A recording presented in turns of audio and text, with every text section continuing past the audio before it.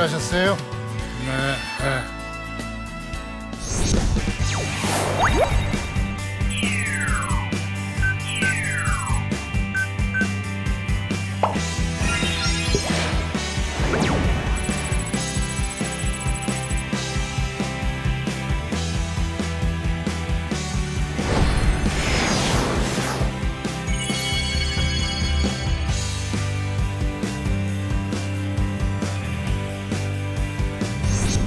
흔히 영화판에서 기독교 영화를 만든다 그러면은 좀 사람이 모자라거나 좀 덜 떨어진 사람, 그래서 성공 못할 사람으로 취급하죠. 그런 사람들한테는 돈이 안 모여요. 돈도 안 되죠. 영화를 만들 수가 없죠. 27년 끝에 어느 날 나는 하나님한테 두 손 들었어요. 제가 아주 이제 정말 더 이상 버틸 수 없을 때 발견한 말이, 좋은 말이 있어서 결국은 그렇게 됐는데, 성경을 로마서를 읽다가 로마서 8장 5절을 읽다가 이렇게 중요한 말이 왜 인제 눈에 들어왔지? 8장 5절 말씀, 육신을 따르는 자는 육신의 일을, 영을 따르는 자는 영의 일을 생각하나니 육신의 생각은 사망이요 영의 생각은 생명과 평안이니라. 육신의 생각은 하나님과 원수가 되나니 이는 하나님의 법에 굴복하지 아니할 뿐 아니라 할 수도 없음이라. 이거 다 느껴봐야 합니다. 육체적으로 육신으로 얼마나 열심히 살았는지 그 사람들은 이 말 들으면 다 공감할 거예요. 어느 날 내가 그러고 보니까 정말 하나님이 주신 그 영혼은 거리가 멀고 육체적인 것만 쫓아 살았구나. 거기에 대한 깊은 반성은 이 말씀에서 느끼고서 안 되겠다, 정신 차려야겠다. 관객들을 자꾸 사망의 권세에 무릎을 꿇게 해서는 안 되겠다. 관객들을 자극해서, 나는 오직 내가 돈 벌고 인기를 얻기 위해서 관객들에게 자극적인 걸 주고 재미를 느끼게 하고, 그래서 육체적 감각만 자꾸 발달시켜서 그 사람들의 짧은 생애 동안에 하나님을 멀리하게 하고 사탄, 악마의 생각만 자꾸 가깝게 하는 것은 그 사람들을 결국은 내가 집단으로 바닷속에 몰고 가서 수장시키는 거나 마찬가지라는 생각이 들었죠. 그래서 내가 빚진 자다, 그들에게 영혼이 얼마나 중요한 걸 알려줘야겠다라고 생각을 드니까 아차, 이제 내가 정신 차려야겠구나. 그래서 어느 날 용감하게 나는 앞으로 기독교 영화만 만들겠다라고 선포를 했습니다. 그리고 만든 영화를 만들기로 결심하고 시나리오를 썼는데, 어느 날 기독교 실업인 모임이라는 CBMC라는 모임이 있는데, 거기서 우리나라 순교자 중에 굉장히 칭송받는 주기철 목사님의 손자분이 주승중 목사님이 계신데, 이 목사님이 일본의 캐톨릭 작가 엔도 슈샤크라는 사람의 침묵이라는 소설을 말씀해 주셨어요. 근데 그 말씀을 듣고 굉장히 공감을 해서 제가 그 소설을 자세히 읽었죠. 읽고 나서 야, 이걸 영화로 만들면 참 좋겠다라고 생각을 했습니다. 그래서 이제 그걸 영화로 만들려고 그러니까 내가 27년 동안 슬럼프에 있었던 사람한테 누가 투자를 하려고 하지 않는데, 더군다나 기독교 메시지의 영화를 하겠다 그러면 다 도망가죠. 그래서 이 경비를 좀 적게 줄일 방법 없을까라고 생각했을 때, 마침 우리나라 정부에서 영화진흥위원회라는 게 있거든요. 거기서 해외 영화제에서 상을 받은 사람은 특별히 시나리오를 심사해서 제작비를 대주는 게 있어요. 근데 이건 큰 작품은 안 돼. 독립영화 적은 예산으로 만들 수만 있어야 되거든요. 근데 그 엔도 슈샤크의 침묵이라는 소설을 영화로 만들려면 한국에 기독교가 처음 들어왔을 때, 그때 그러니까 역사극이 되거든요. 역사극은 돈이 많이 들어요.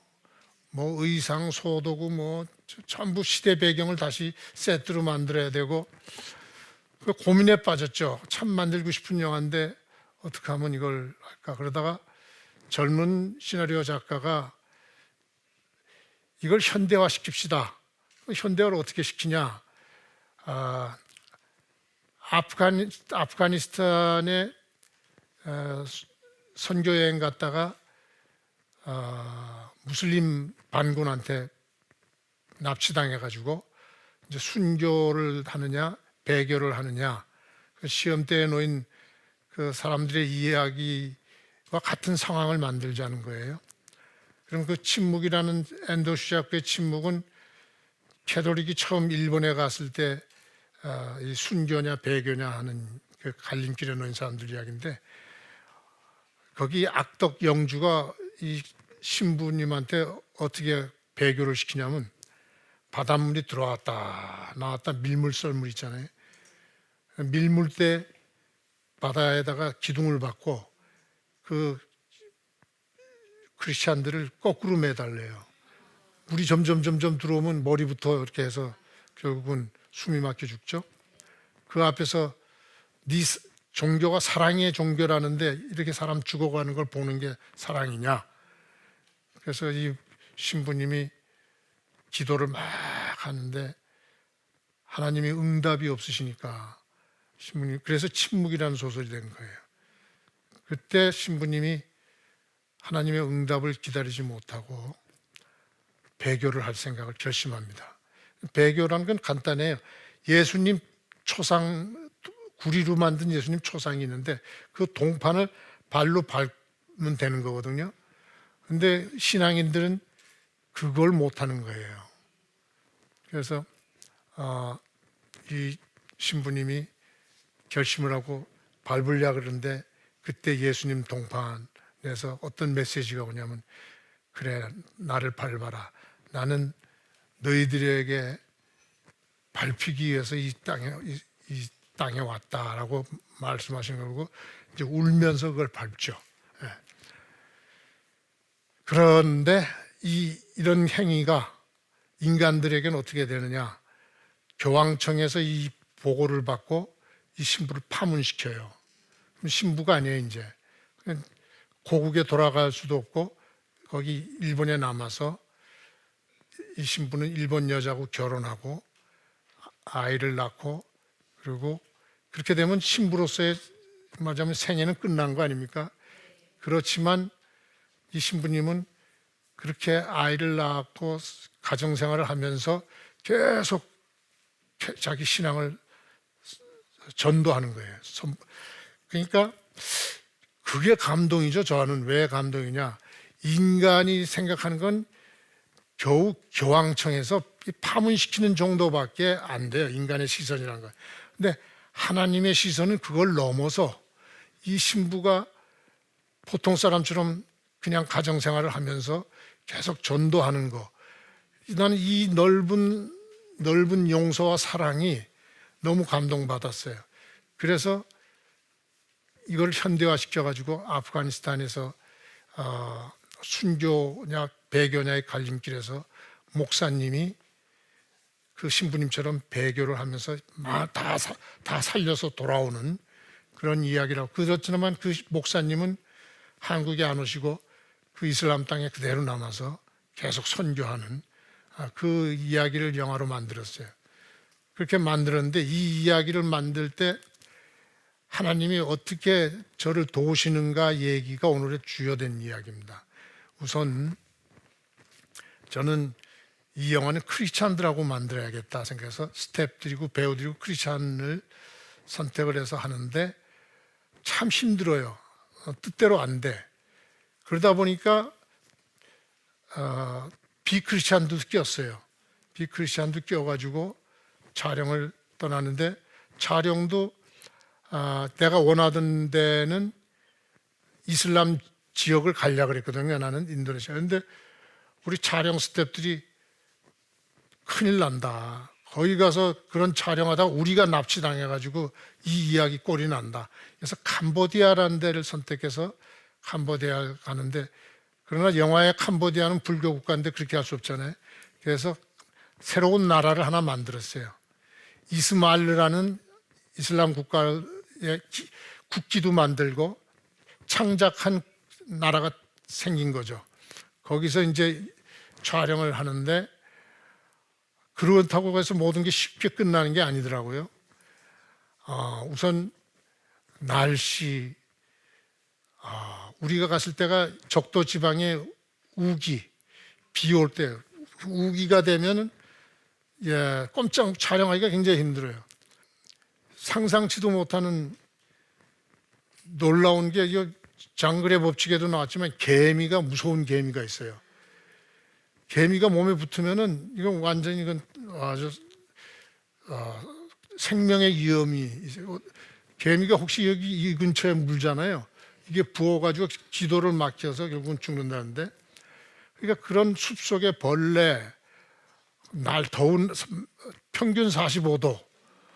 그러니까 아침에 촬영 나가려고 딱 숙소에서 나오면 벌써 몸이 다 젖어버려요. 차라리 몸이 젖어버리니까 편안해. 이왕 베린 몸 이렇게 되니까 그냥 젖은 옷 입고 뛰어다니는 거예요. 그런 악조건 속에서 촬영을 하는데 더욱 우리를 놀라게 한 거는 그 캄보디아 지역이 태국과의 국경인데 옛날에 캄보디아하고 태국하고 앙코르와트 소유권 때문에 전쟁이 일어난 지역이에요. 그래서 그 국경지대가 전부 지뢰밭이거든요. 이 지뢰밭이 정글이니까 우리가 거기서 촬영을 해야겠는데 이게 군인들이 안내해 주질 않으면은 큰일 나죠. 군인들이 안내해 준다는 조건을 우리가 미리 다 받고 이제 갔어요. 갔는데 캄보디아가 가난하게 살잖아요. 후진국이라는 것은 항상 이 정치하는 사람들이라든지 군인들이라든지 권력을 잡은 사람들의 부정부패가 심합니다. 이 사람들이 전부 책임을 안 지는 거예요. 그러니까 우리는 거기 가서 스텝이 다 50명이 가가지고 배우들이랑 이제 촬영을 해야겠는데 촬영을 못한다 그러니까 어찌할 바를 모르죠. 그런 난관 속에서 하나씩 하나님의 방법이 승리하는 거예요. 이 영화를 만들 때도 그랬어요. 만들 때도 시나리오를 심사를 받아가지고 최고 점수를 받았거든요. 그래서 오케이가 된 줄 알았는데 어떤 시련이 왔냐면 영화진흥위원회가 9명의 행정위원이 있는데 이 사람들이 결재를 사인을 해주는 회의에서 결정을 해주세요. 오케이, 승인한다. 돈을 지불해라. 이렇게 돼야 되는데 이 사람들이 그때 무엇 때문인지 이거를 무기명 투표로 붙여서 부결을 시켰어요. 그러니까 시나리오는 최고 점수를 주고 이건 부결됐단 말이죠. 그래서 변호사하고 의논을 했더니 공공기관 운영법에 무기명 투표를 이유 없이 부결시키는 것은 안 된다. 그래서 행정소송을 하자 그러죠. 행정소송을 했어요. 행정소송을 하는데 그게 한 3년을 끌었죠. 이 사람들이 뒤늦게 뭐라고 반대한 의견을 썼냐면 5명인데 3명이 한 명은 기권이고 2명이 특정 종교에 대해서 국가가 지원해 줄 수 없다라는 이유를 달았어요. 그 다음에 나머지 2명이 감독이 너무 노령이어서 실현될 가능성이 없다. 그런 이유로 부결을 시켰어요. 그러니까 재판에서는 그건 말이 안 되잖아요. 그래서 내가 결국 승소해서 이제 이겼는데 그러고도 돈을 받을기가 얼마나 나라 돈을 쓰기가 어려운지 또 재정 보증 보험을 들어야 되는데 나는 우리 후배들이 영화 제작하는 사람들이 많아서 아주 쉽게 해줄 줄 알았는데 정작 받으러 다니니까 전부 핑계를 대고 안 해주는 거예요. 왜 안 해주냐? 보증 쓰는 게 아니라 이건 말려드는 것 같다라는 생각을 해서 안 해주는 거예요. 그것을 도와주는 사람들이 결국은 지금까지 나하고 같이 일을 하는 사람들입니다. 그 사람들이 어떤 큰 회사를 갖고 있는 사람들이 아니라 개인이 이 영화는 좋은 영화니까 해야겠다 해서 자기 집을 담보로 잡아가지고 보증을 서준 네 사람이 그런 사람이 있었어요. 너무 고마운 사람들이죠. 그 사람들이 아마 하나님의 일꾼이라고 생각해요. 그렇게 해서 이제 촬영을 가는데 또 그냥 어려운 일들도 투성이잖아요. 그 중에서 제일 내가 힘들었던 게 군인들이 협조 안 해준 것뿐만 아니라 캄보디아 배우들을 써야 되잖아요. 무슬림 반군. 근데 배우를 우리가 그 사람들 배우를 잘 모르니까 거기 영상위원회에 부탁을 해서 배우들을 보내달라고 그랬죠. 시나리오를 다 번역을 해가지고. 근데 배우들이 와서 연기하는 걸 보면 이게 정말 큰일이야. 이 사람들 데리고 어떻게 영화를 찍나 하고. 그리고 우리하고 정서가 달라요. 우리는 왜 좀 무게를 잡은 사람들은 말도 좀 위험 있게 하고 그러잖아요. 여기 갖다 놓은 배우들이 전부 목소리가 높은 소리야. 그런데도 말이 또 영 방정 맞은 말 있잖아요. 따까. 그러니까 그 위험 있는 연기를 어떻게 시켜야 좋을지 모르겠어요. 자꾸 그 사람들을 배제하고 뒷모습으로 찍고 뭐 이렇게 하다가 보니까 내 영화에 자꾸 부담이 오는 거예요. 그런데 그때 아주 생각지도 못한 좋은 사람을 만납니다. 캄보디아의 직업 군인인데 어느 날 우리가 무기를 빌려야 되니까 군인들이 무기를 가져와야 되잖아요.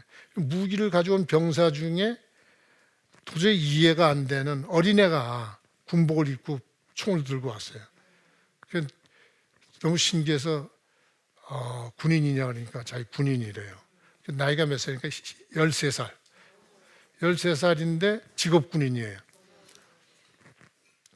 근데 애가 아주 영리하게 생기고 말을 나누다 보니까 뭔가 이렇게 범상치 않은 느낌이 들어요. 그래서 엑스트라로 써보려고 간단하게 연기를 시켜봤는데 내가 감동이 왔어요. 그래서 이 어른 배우들이 자꾸 줄어지고 없어진 그 무슬림 역할의 예를 이제 등장시켜서 점점점 인간적인, 그래서 우리 이 선교단하고 얘하고 마음을 터놓고 얘기할 수 있는, 그래서 우정이 생기게 하는 그런 역할이 돼가지고 점점 역할이 커졌는데 아주 잘해요.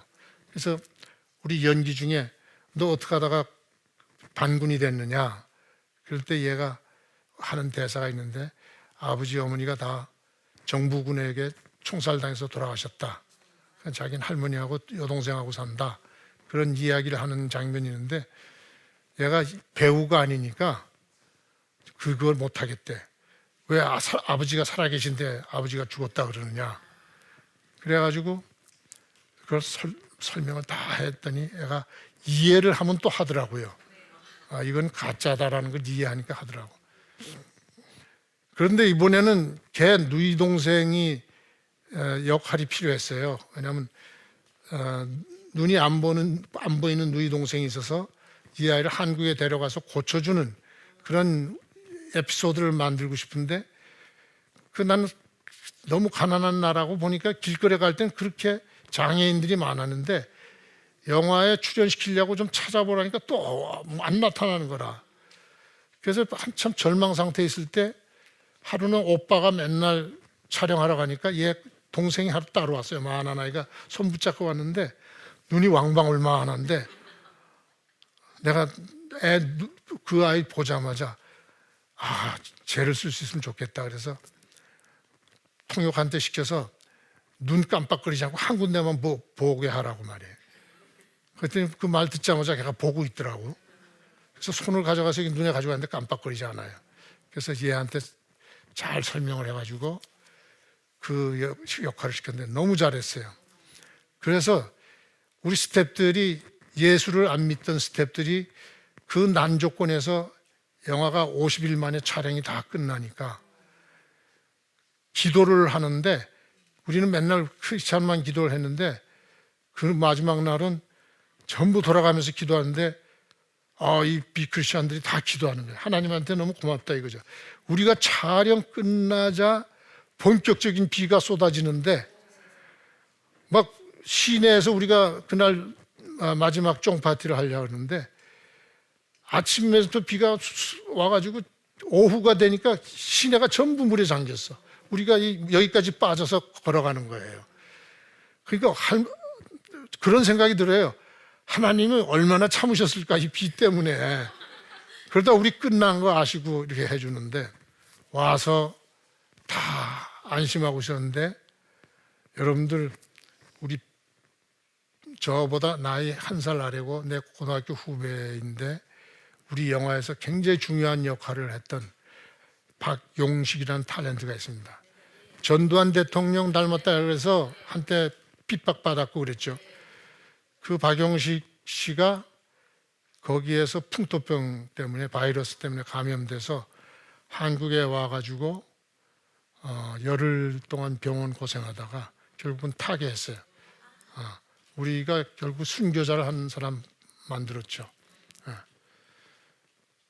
그러면 이제 다음 영화를 어떻게 만들어야 됩니까? 그죠?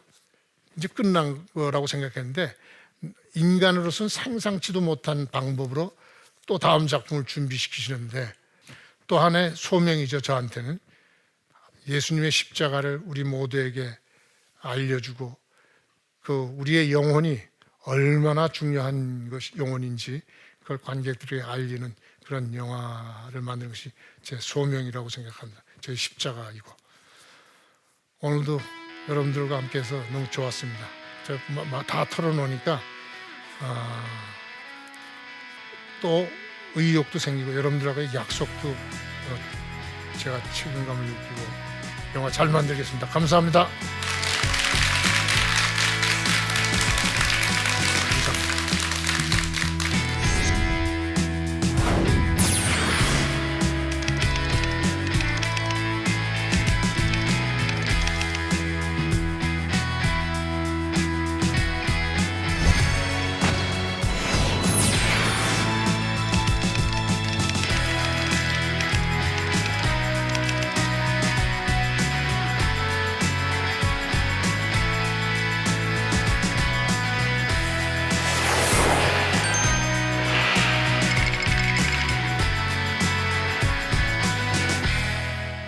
오늘도 여러분들의 탁월한 질문을 받도록 하겠습니다.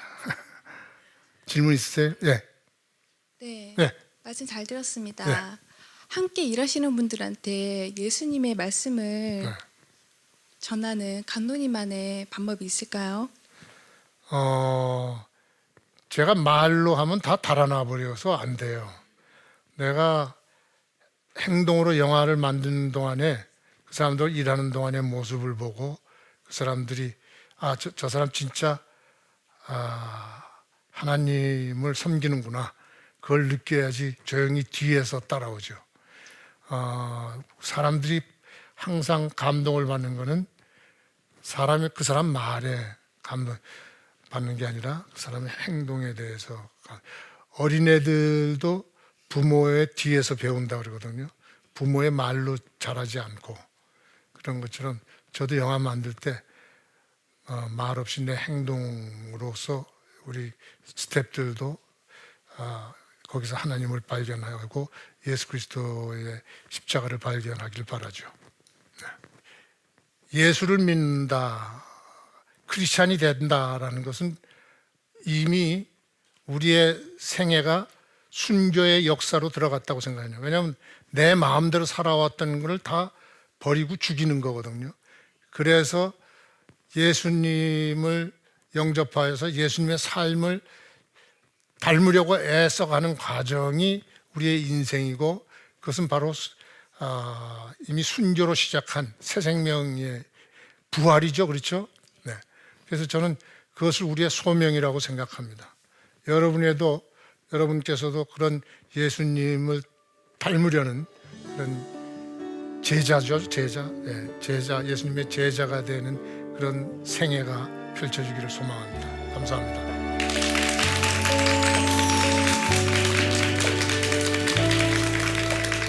예수님께서 뭐라 그랬어요? 여우도 굴이 있고 공중에 나는 새도 둥지가 있는데 나는 머리 둘 곳이 없다. 거기에서 둥지 성경인데 둥지를 진짜 얻어줍니다. 제일로 값진 선물이 뭐겠어요? 방이죠, 방. 세상에 이런 크리스마스 선물도 있냐고. 자기네 가족들도 성탄절에 들어오라고 안 그러는데요. 따뜻한 방에 예수 그리스도에게로 와서 영적으로만 구원받는 게 아니라 총체적인 구원. 예수님은 그 버린 사람들을 모아서 사역하시고 제자들도 다 가난한 사람들 아니었어요. 그러니까 그것이 대한 공동체라고 나는 부릅니다.